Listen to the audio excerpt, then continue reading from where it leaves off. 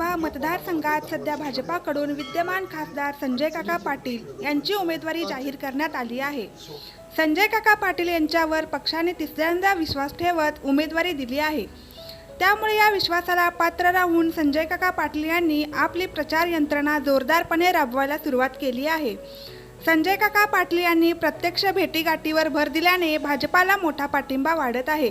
त्यातच भाजपाच्या स्थानिक नेत्यांनी सुद्धा बूथ कमिटीपासून लोकसभा मतदारसंघात राजकीय फिल्डिंग लावल्याने भाजपाने प्रचारात आघाडी घेतली आहे।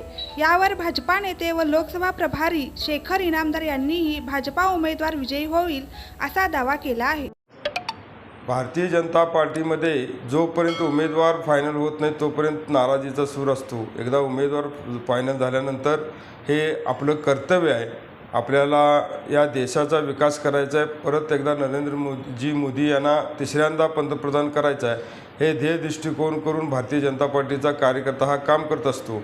त्यामुळे नाराजी कुठेच नाही आहे। चांगल्या पद्धतीनं सगळ्यांचं कामाचं नियोजन चालू आहे। लोकांच्यामध्ये गेल्या 10 वर्षामध्ये केलेली कामं आमचे सन्मान्य उमेदवार यांच्यामार्फत आम्ही करत असतो।